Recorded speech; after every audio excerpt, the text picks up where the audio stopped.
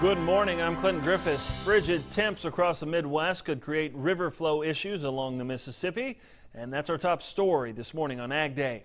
As frigid temperatures blast across the Midwest, ice pack can interfere with river flow. The U.S. Army Corps of Engineers says they're prepared if an ice bite should occur.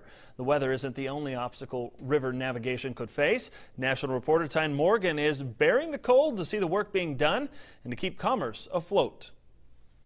Thanks, Clinton. Yeah, as you can see, it's pretty cold, windy, and now it's snowing here along the Mississippi River at St. Louis.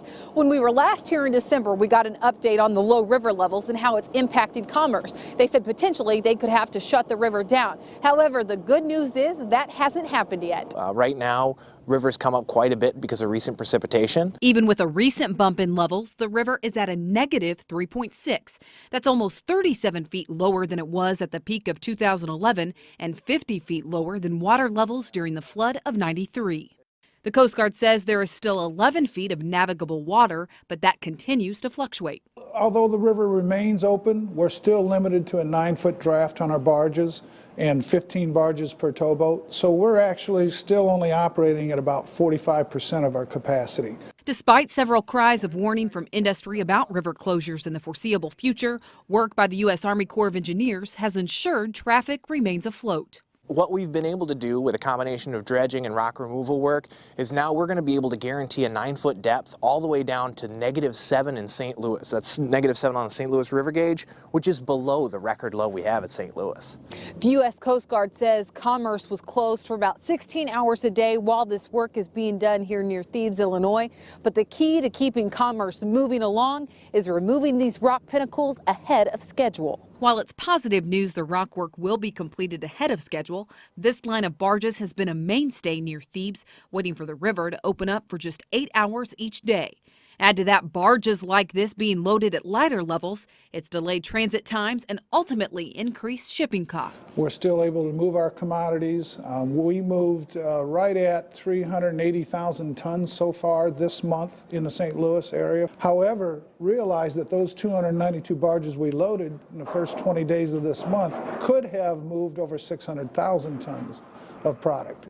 There was certainly a period of time where the lack of certainty whether the river would created a situation where the export industry was a little reluctant to put on deferred sales to customers.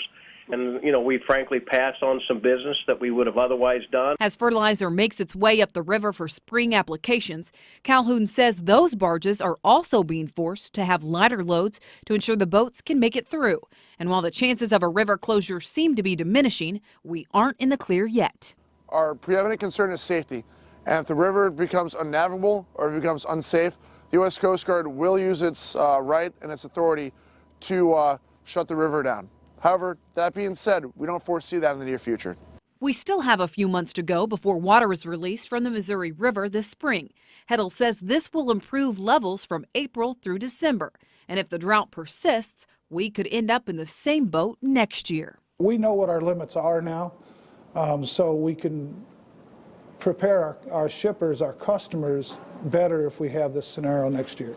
We're not in the clear yet. There's a couple more places where rock removal needs to take place. However, the U.S. Army Corps of Engineers says they'll work as hard as they can and as fast as they can to remove those rocks to ensure commerce remains along the Mississippi River. We'll continue to follow this story on Ag Day, so stay tuned. Reporting from the cold and snowy St. Louis, Missouri, I'm Tyne Morgan for Ag Day.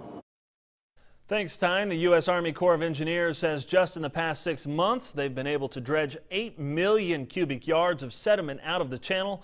The Corps says the dredge will continue to work to ensure the river can remain open.